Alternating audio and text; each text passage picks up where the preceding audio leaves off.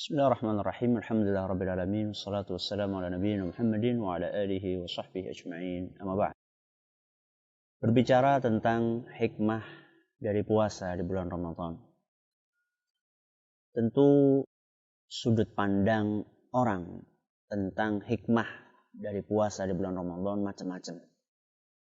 Tergantung tingkat pendidikan mereka, tingkat pemahaman mereka, dan juga tergantung pula keimanan dan ketakwaan seseorang. Misalnya, hikmah Ramadan menurut para penjual kelapa muda dadakan. Biasanya kalau bulan Ramadan tuh banyak para penjual kelapa muda yang di pinggir-pinggir jalan kita dapatkan, terutama menjelang buka puasa. Apa hikmahnya bulan Ramadan buat mereka? Mungkin mereka mengatakan hikmahnya kami bisa nambah penghasilan yang Masya Allah cukup menggiurkan sehingga kami bisa beli baju baru buat anak dan istri. Itu kira-kira hikmah menurut para penjual kelapa muda. Kalau hikmah menurut para pegawai apa? Mungkin di antara mereka mengatakan hikmahnya Ramadan jam kerja jadi lebih sedikit. Kita berangkat lebih siang, pulang lebih asik. Itu kira-kira mungkin menurut sebagian para pegawai hikmahnya dari puasa di bulan Ramadan adalah seperti itu. Kalau anak-anak sekolah mungkin juga tidak jauh beda dengan para pegawai, ya, yang mereka juga sama, berangkatnya agak siang, pulangnya agak gasik. Terus kalau penjahat itu mungkin dia juga menganggap ada hikmahnya juga puasa di bulan Ramadan. Hikmahnya mungkin menurut dia jam kerja dia itu bisa dipindah ke malam hari. Karena siang harinya mungkin dia lemes karena dia berpuasa, itu pun kalau dia berpuasa. Hikmah-hikmah yang tadi disebutkan di atas tentunya adalah hikmah yang dalam tanda kutip, ya, hikmah dalam tanda kutip yang bersifat duniawi.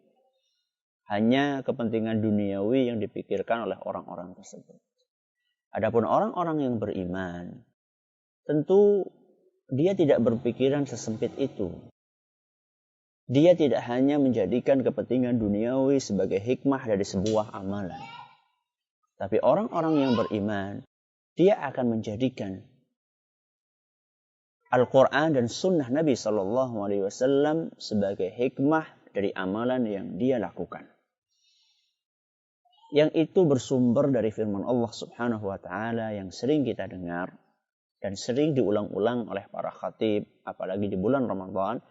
Ya ayyuhalladzina amanu kutiba alaikumus siyamu kama kutiba alal ladzina min qablikum la'allakum tattaqun. Wahai orang-orang yang beriman, telah diwajibkan atas kalian berpuasa sebagaimana orang-orang sebelum kalian la'allakum tattaqun, agar kalian bertakwa. Jadi hikmah puasa menurut orang-orang yang beriman adalah untuk menggapai ketakwaan. Nah, sekarang ketakwaan itu kan sifatnya sangat luas. Kata para ulama, takwa itu adalah menjalankan perintah Allah dan menjauhi larangannya. Termasuk di antara larangan yang sangat jelas adalah korupsi. Aneh memang di zaman kita ini, banyak sekali korupsi dilakukan bukan hanya oleh orang-orang yang jauh dari agama. Bahkan di zaman kita ini, korupsi ini telah mewabah ke dalam diri orang-orang yang dekat dengan agama. Bahkan diustadkan oleh masyarakatnya. Tentu ini sesuatu yang sangat memprihatinkan. Kalau kita tanya mereka orang-orang yang berkorupsi, baik yang dekat dengan agama maupun yang tidak dekat dengan agama, apalagi yang dekat dengan agama, kita tanya sama mereka, kalian puasa nggak sih di bulan Ramadan? Tentu mereka akan mengatakan, iya kami berpuasa. Bahkan mungkin mereka marah ketika ditanya, kalian puasa atau enggak? Jelas kami puasa, emang saya bukan muslim. Tapi apakah puasa yang dia lakukan itu telah membuahkan ketakwaan? Kalau misalnya dia masih puasa, Kalau dia sudah puasa, tapi masih korupsi, berarti ada sesuatu yang keliru dalam puasanya. Nabi kita SAW bersabda, "Kullu amali ibni Adam lahu illa siyama, fa innahu li wa ana ajzi bihi." Kata Nabi SAW, seluruh amalan Bani Adam itu adalah milik dia, kecuali puasa. Adapun puasa, kata Allah Subhanahu wa ta'ala, Nabi SAW, fa innahu li. Ini dalam sebuah hadis qudsi. Kata Nabi SAW, Allah Subhanahu wa ta'ala berkata, fa innahu li, sesungguhnya puasa itu adalah milikku, wa ana ajzi bihi, dan akulah yang akan memberikan pahala atas puasa tersebut. Jadi di sini Nabi SAW melalui Nabi SAW menyampaikan firman Allah Subhanahu wa ta'ala, menjelaskan tentang sebuah keistimewaan yang dimiliki oleh ibadah puasa yang itu tidak dimiliki oleh ibadah yang lainnya. Apa itu? Allah Subhanahu wa ta'ala mengistimewakan puasa dengan mengatakan fa innahu li. Puasa itu untukku. Wa ana ajzi bihi, dan akulah yang akan memberikan secara langsung pahala dari puasa tersebut. Yang jadi pertanyaan, apa sih perbedaannya antara puasa dengan ibadah-ibadah yang lainnya seperti sholat, puasa, zakat, dan seterusnya? Seperti sholat, zakat, haji, dan seterusnya. Apa sih yang membedakan antara puasa dengan yang lain-lainnya? Jawabannya kata para ulama, di dalam ibadah puasa, kejujuran seorang insan itu sangat mendominasi dirinya. Sekarang kalau misalnya orang berpuasa atau tidak berpuasa, yang tahu siapa? Yang tahu adalah Allah Subhanahu wa ta'ala dan dia sendiri. Mungkin saja ada seseorang, dia nggak puasa. Jadi dia kesiangan, dia kesiangan. Kemudian dia bangun jam 6:30, tentunya waktu sudah habis. Ya, waktu untuk sahur sudah habis. Kemudian dia terlanjur, dia makan nasi goreng sampai kenyang. Kemudian sisa-sisa minyaknya dia bersihkan sampai tidak tersisa sedikit pun tanda-tanda orang baru makan. Kemudian dia berangkat ke kantor, menampakkan diri berangkat dalam keadaan lemes. Ya. Matanya agak kuyu, seakan-akan dia berpuasa. Apakah teman-teman di kantornya tahu? Tidak tahu. Jadi di dalam ibadah puasa, kejujuran seorang hamba itu sangat dominan manakala dia menjalankan ibadah tersebut. Adapun sholat, orang bisa melihatnya. Apalagi haji, orang bisa melihatnya. Dan seterusnya. Tapi puasa, ketika seorang insan sudah berpuasa, dan dia tidak makan serta tidak minum, padahal dia mampu untuk makan dan minum, manakala tidak dilihat oleh orang lain. Sebenarnya di sini kita sedang digebleng oleh Allah Subhanahu wa ta'ala. Agar kita itu jujur, ikhlas di dalam menjalankan ibadah kepada Allah Ta'ala.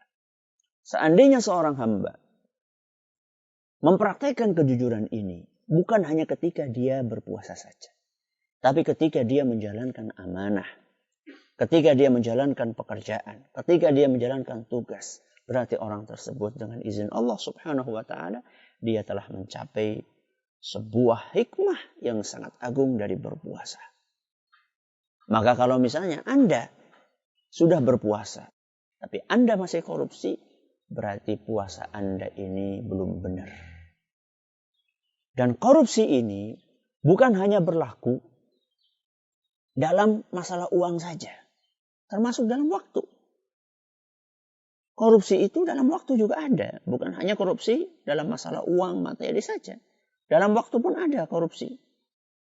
Kalau kita cermati, puasa seperti halnya ibadah-ibadah yang lainnya, itu ada start, ada finish. Ya. Sholat ada waktu awalnya, ada waktu akhirnya. Haji juga sama, ada waktunya sudah ditentukan oleh Allah Subhanahu wa ta'ala. Zakat juga ada per tahun, ada aturannya. Begitu pula puasa. Puasa juga ada start dan finishnya. Ada awalnya dan ada akhirnya. Awalnya dimulai puasa dengan terbitnya fajar shadiq, diakhiri dengan terbenamnya matahari. Seorang hamba nggak boleh dia itu menambah waktu puasa tersebut. Ya. Misalnya dia pengen, anak pahalanya pengen banyak, lebih banyak. Anak pengen puasanya sampai isya. Makanan ada di hadapan dia. Cuma dia pengen katanya menurut dia ingin menambah amalannya lebih banyak lagi. Kita katakan tidak bisa. Karena puasa itu sudah diatur waktunya. Jadi di sini seorang insan, dia berusaha untuk tepat waktu dalam puasanya. Awalnya dia tepat, bukanya juga tepat. Sebenarnya ini adalah merupakan sarana untuk mendidik kita agar kita bisa tepat waktu.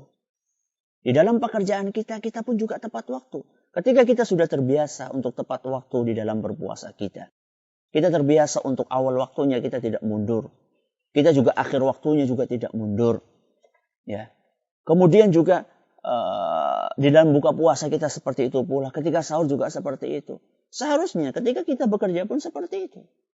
Sekarang kenyataannya tidak kan. Banyak orang-orang yang berpuasa amat disayangkan ketika mereka, Masya Allah, berpuasa tepat waktu. Ketika masuk kerja nggak tepat waktu. Seharusnya masuk jam 7, dia berangkatnya jam 8. Seharusnya pulangnya jam 2, dia pulangnya jam 12. Korupsi waktu dia. Tapi anehnya giliran dia minta hak, giliran dia ingin mendapatkan gaji, anehnya dia nggak mau di-korting gajinya. Ketika masuk waktu, ketika masuk bekerja dia minta di-korting, ya. Ketika mendapatkan gaji nggak mau di-korting. Itu kan curang. Seperti yang dikatakan oleh Allah Subhanahu wa taala dalam surat Al-Mutaffifin, wailul lil mutaffifin alladzina idza iktalu 'alan nasi yastawfun wa idza kaluhum aw wazanuhum yukhsirun. Celakalah orang-orang yang curang. Siapakah mereka orang-orang yang curang? Orang-orang yang curang adalah orang-orang yang apabila mereka menimbang buat orang lain, dia berbuat curang. Tapi ketika dia minta ditimbang sama orang lain, dia pengennya jujur. Nggak adil dia. Ketika sama orang lain dia berbuat buruk, ketika untuk kepentingan dirinya sendiri, dia nggak mau diburukkan. Nggak boleh seperti itu. Itu adalah sebuah kecurangan.